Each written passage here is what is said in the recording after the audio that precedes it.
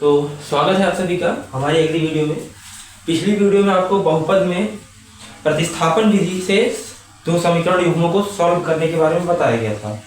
तो आज हम लोग दूसरी विधि आपको बताने चल रहे हैं जो कि है विलोपन विधि। तो प्रतिस्थापन में हम लोग बेसिकली करते क्या थे, जो हमें दो समीकरण दिए होते थे उनमें से हम एक समीकरण युग्म को प्रतिस्थापित करके दूसरे पक्ष में एक चर का मान दूसरे जो है समीकरण में रख के और समीकरण का हल प्राप्त करते थे।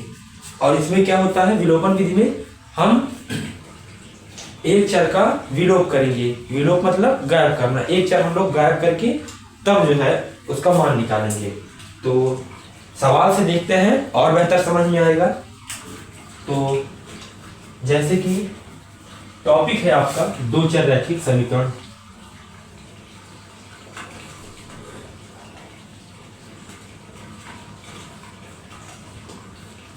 दो चर रैखिक समीकरण, ये आपका टॉपिक है। सवाल हमें बता रहे हैं हम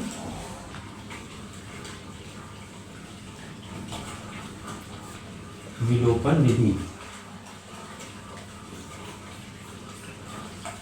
विलोपन विधि से सवाल कैसे सॉल्व होता है ये आप देखिए। ये आपका सवाल है कि 8x plus 5y equal to 9, ये आपका पहला समीकरण दिया है। और 3x plus 2y equal to 4, ये आपका दूसरा समीकरण दिया है। तो अगर हम इसमें से किसी भी चर का विलोप करना चाहते हैं तो पहले वो चर का जो गुणांक है वो दोनों समीकरणों में समान होना चाहिए। परंतु जैसा कि हम लोग देख रहे हैं, इसमें x का गुणांक 8 है, इसमें x का गुणांक 3 है, और इसमें y का गुणांक 5 है और इसमें y का गुणांक 2 है। तो हमें कुछ ऐसा करना पड़ेगा जिससे कि इन दोनों समीकरणों में से किसी एक चर का गुणांक समान हो जाए। तो हम लोग क्या करते हैं, अगर समीकरण 1 में 2 से गुणा करेंगे तो ये 5 दूनी 10 हो जाएगा, और अगर 2 में हम लोग 5 से गुणा कर दें तो ये भी 10 हो जाएगा। तो यानी कि y का गुणांक हम लोग समान कर सकते हैं। तो यही हम लोग करते हैं।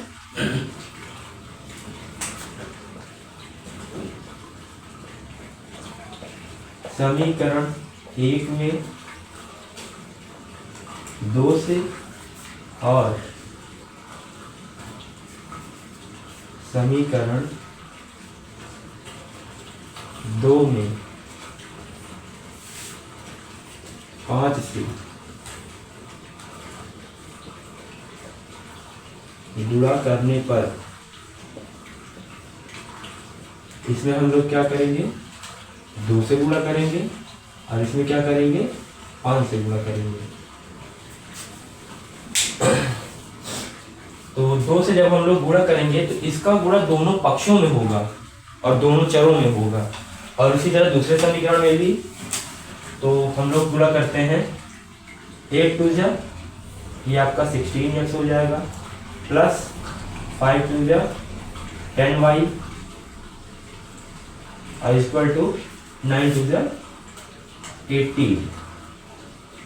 तो ये हमें समीकरण 1 में 2 से गुणा करने में प्राप्त हुआ। इसे हम लोग मान लेते हैं ये है हमारा समीकरण नंबर 3। और इसी तरह 5 से समीकरण 2 में गुणा करते हैं तो 5 3 15x प्लस 5 दूनी 10y और इक्वल टू 5 20। इसे हम लोग मान लेते हैं समीकरण 4। तो अब इसमें हमें विलोप करने के लिए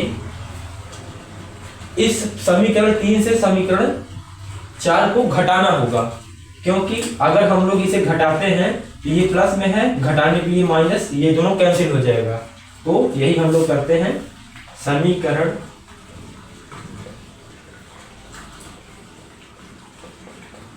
3 से समीकरण 4 को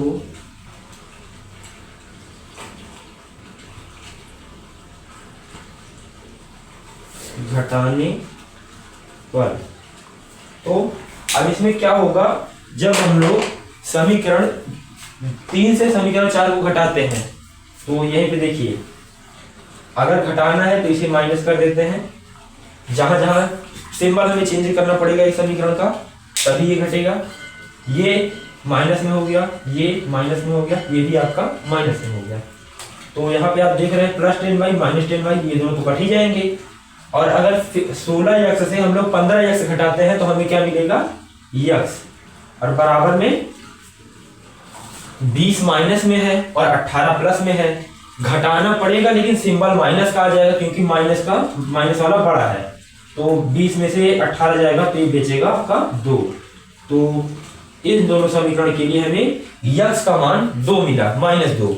तो y का मान निकालने के लिए हम इस x के मान को समीकरण 1 या 2 किसी में भी रख सकते हैं तो हमें y का मान मिल जाएगा। तो हम लोग यही करते हैं यहाँ पे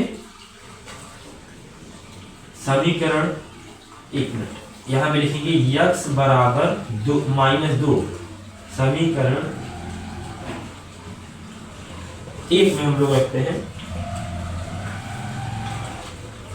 समीकरण 1 में रखने पर, समीकरण 1 में हम लोग x बराबर -2 रखेंगे तो क्या होगा, 8 × -2 प्लस 5y = 9। ये यहाँ पे आगे क्या हो जाएगा, 8 × 2 = 16, लेकिन माइनस में प्लस 5y = 9। तो 5y बराबर मिलेगा आपको 9 + 16। क्यों, इधर पॉजिटिव में है दूसरे पक्ष में लेके जाएंगे तो नहीं, इधर निगेटिव में है दूसरे पक्ष में लाएंगे तो पॉजिटिव में हो जाएगा।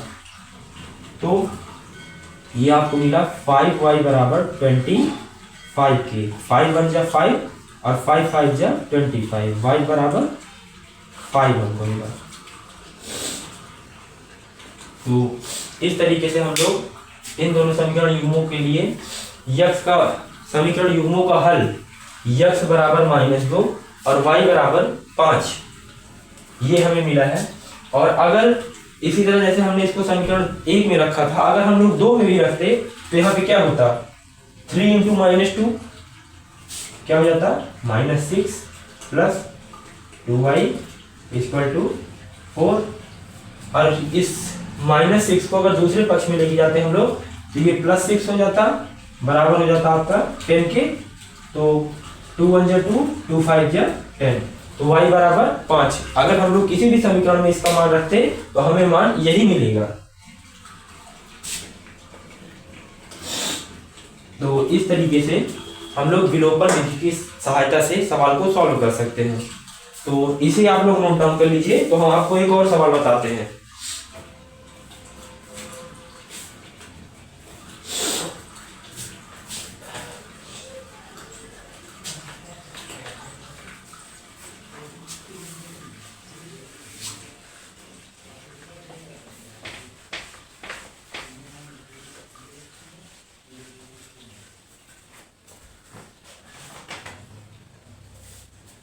तो ये सवाल हम लोग देखते हैं, दिया है 0.2x प्लस 0.3y = 1.3। ये आपका है समीकरण 1। और दूसरा दिया है 0.4x प्लस 0.5y = 2.3। ये आपका है समीकरण 2। ये सवाल मैंने इसलिए उठाया है, ये देखने में आपको देखिए कैसे लग रहा है कि बहुत ही टफ सवाल है, लेकिन देखते हैं भी कितनी सरल तरीके से होता है। इसमें हमको कुछ नहीं करना है, बस पहले समीकरण में 2 से गुणा करके अगर इन दोनों को हम लोग घटा देंगे तो हमें ये सवाल सॉल्व हो जाएगा। तो सबसे पहले समीकरण 1 में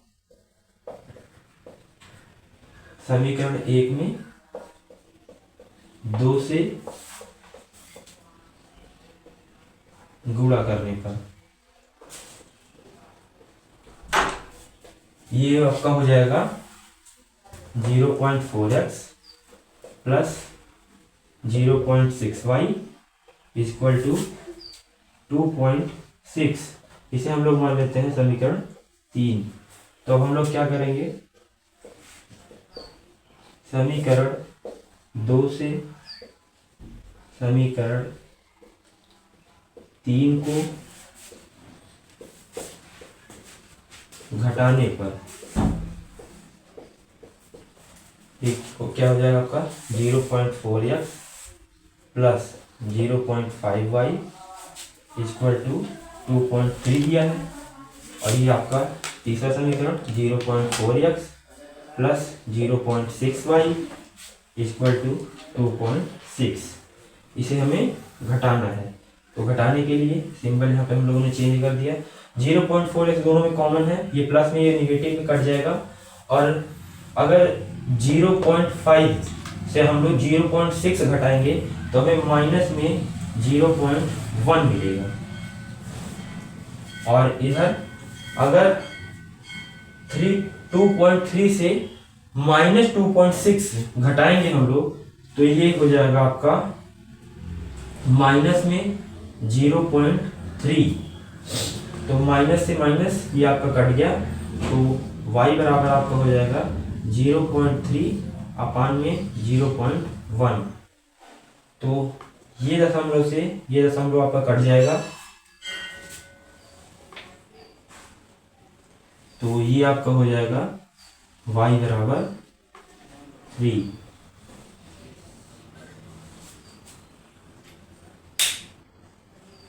और अगर हम लोग y का मान इन दोनों में से या तीनों में से किसी भी समीकरण में रखते हैं तो हमें x का मान भी मिल जाएगा। तो हम लोग रखते हैं y बराबर 3 समीकरण एक में हम लोग रखते हैं, तो हो जाएगा आपका 0.2x plus 0.3 into 3 is equal to 1.3। 0.2x plus ये आपको हो जाएगा 0.9 is equal to 1.3। 0.2x equal to 1.3 plus 0.9, ये आपका निगेटिव में आएगा। तो यहाँ से अगर हम लोग 1.3 से 0.9 घटाएंगे तो हमें मिलेगा यहाँ पे 0.4।